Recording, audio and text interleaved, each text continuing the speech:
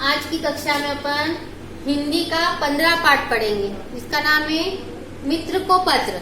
इस पाठ में एक मित्र ने अपने मित्र को पत्र लिखा है, उसके बारे में बताया गया है और देश की प्रगति की प्रेरणा, श्रम और लगन का महत्व और डॉक्टर अब्दुल कलाम का जीवन परिचय इस पत्र के माध्यम से इस पाठ में दिया गया है।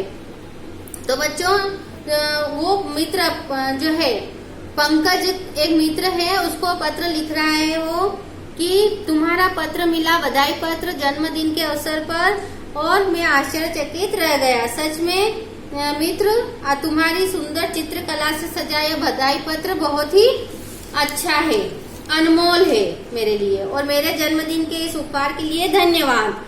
मेरा जन्मदिन अविस्मरणीय रहेगा, मतलब मैं इस जन्मदिन को कभी भी भूल नहीं पाऊंगा। मुझे एक और उपहार मिला है, ऐसा उपहार जिसे पाने की मैंने कल्पना भी नहीं करी थी। वो कौन सा उपहार है, आगे बता रहा है वो दोस्त अपने दोस्त को कि तुम्हें याद होगा हम पहली बार भोपाल मिले थे, जहाँ मध्य प्रदेश के कोने कोने से बच्चे आए थे।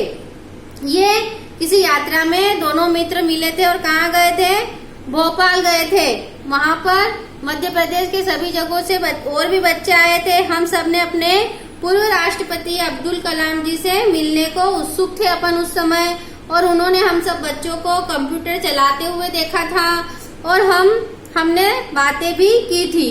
और समय का अभाव था, मतलब समय कम था, इसलिए प्रश्न अनुत्तरित रह गए। मेरे कुछ प्रश्न थे उनसे, इनसे डॉक्टर अब्दुल कलाम से, तो वो बिना उत्तर के ही रह गए थे। तो फिर मैंने उनसे बोला था कि निश्चय किया था कि मैं आपको पत्र लिखूंगा और आप मुझे उस पत्र का उत्तर देना। उन्होंने वचन भी दिया था कि मैं तुम्हारे पत्र का उत्तर जरूर लिखूंगा। तो मेरे जन्मदिन पर उनका पत्र मुझे मिला तो मैं खुशी से झूम उठा, ऐसा वो अपने मित्र को बता रहा है। किसका पत्र मिला था उसको, डॉक्टर अब्दुल कलाम का। तो उसने उस पत्र में महत्वपूर्ण अंश के बारे में इस पाठ में बताया गया है कि उसने कौन कौन से प्रश्न डॉक्टर अब्दुल कलाम से किए थे उस मित्र ने। तो आप ये बात नोट कर लेना कि प्रश्न जो पूछती जाऊं मैं वो आप नोट भी करते जाना। इस पत्र में क्या क्या प्रश्न आए आप नोट भी कर लेना। वो क्या प्रश्न करता है डॉक्टर अब्दुल कलाम से कि आपका जन्म किस स्थान पर हुआ।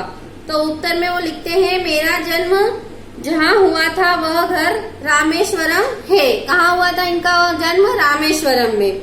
और तारीख भी नोट कर लीजिए, 27 जुलाई 2015 को इनका निधन हो गया था। निधन की तारीख नोट कर लीजिए। इनकी मृत्यु कब हुई थी, 27 जुलाई 2015 को डॉक्टर अब्दुल कलाम की मृत्यु हो गई थी।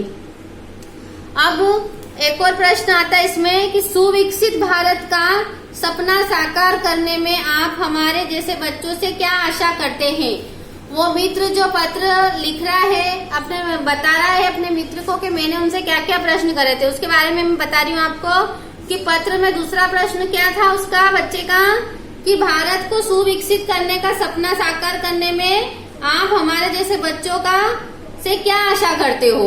तो उनका उत्तर सुन लीजिए डॉक्टर अब्दुल कलाम का कि मैं 3 चीजों की उम्मीद करता हूँ। पहला, आप पढ़ाई कर रहे हैं इसलिए पढ़ाई में अव्वल बने, पढ़ाई में अच्छी नंबर लाएं और अच्छी तरक्की करें, किंतु मूल्यों के साथ पढ़ाई करो। और दूसरा, आप जहाँ भी हैं उसके आसपास के 5-10 किलोमीटर दूरी रहे ऐसे जो अनपढ़ लोग हैं उनको आप सहायता करो पढ़ाने में, तो साक्षर अपना भारत और साक्षर बनेगा।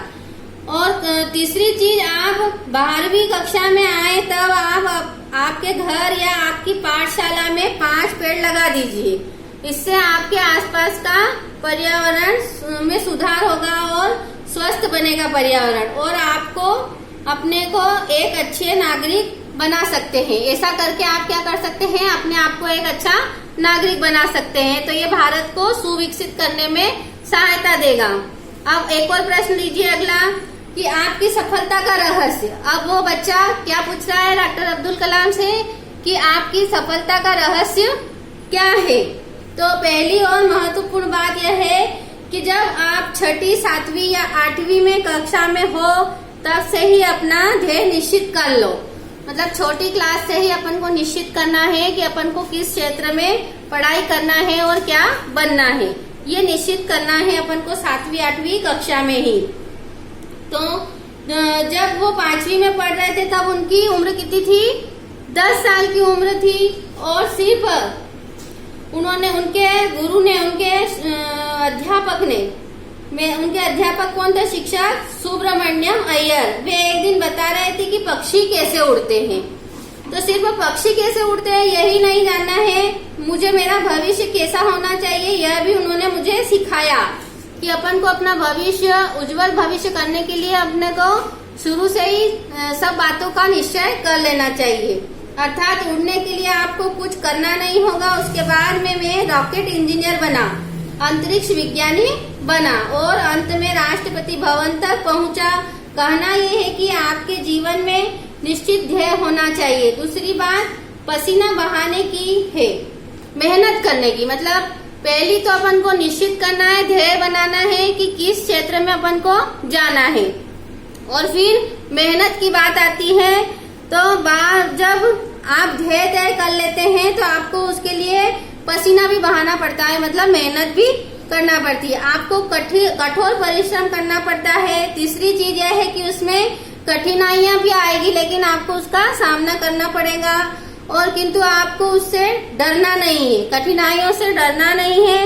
आप कोई भी कार्य करेंगे तो उसमें कई प्रश्न आएंगे, किंतु उससे डरना मत। प्रश्नों के ऊपर विजय प्राप्त करना है अपन को। कोई भी सवाल उठाए तो अपन को उस पर विजय प्राप्त करना है।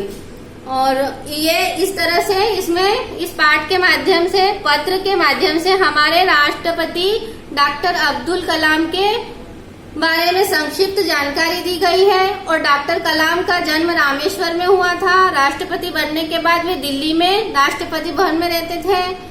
बच्चों को आपकी कुछ सलाह वे कहते थे कि बच्चे अपनी पढ़ाई करें, दूसरों को।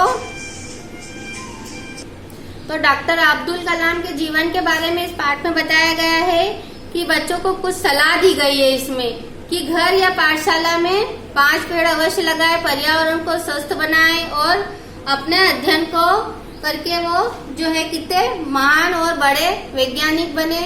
तो आपको भी इस पाठ से ये प्रेरणा लेनी चाहिए कि अपना ध्येय निश्चित करें अभी से, कक्षा 7-8 में ही, और किस क्षेत्र में जाना है ये विचार अभी से कर लें और कठोर परिश्रम कर लें। और जो है इनने बताया है कि मेहनत तो करना पड़ेगी, सवाल भी उठेंगे, सवाल से लड़ना भी पड़ेगा, उस पर जीत हासिल करना पड़ेगी। तो इस पाठ से हमें बहुत अच्छी जानकारी और शिक्षा मिली बच्चों, इससे हमें आगे बढ़ने की प्रेरणा मिली। तो इस पाठ में कुछ शब्दार्थ भी दिए थे। अनमोल मतलब अमूल्य, जिसका कोई मूल्य न हो। ध्येय मतलब उद्देश्य, अविस्मरणीय, जिसे भूला न जा सके। अंतरिक्ष मतलब आकाश। उपहार मतलब भेंट। अनुत्तरित मतलब जिसका उत्तर न दिया गया हो। आश्चर्यचकित मतलब अचंभे में पड़ जाना। ये आपके कठिन शब्दों के अर्थ मैंने लिख दिए, आप चाहो तो ये उतार लो या स्क्रीनशॉट भी ले सकते हो। तो इस पाठ के प्रश्न उत्तर मैं आपको भेज दूंगी। आप समय पर अपना कार्य करते रहिए और चेक करवाते रहिए, घर पर रहिए, सुरक्षित रहिए।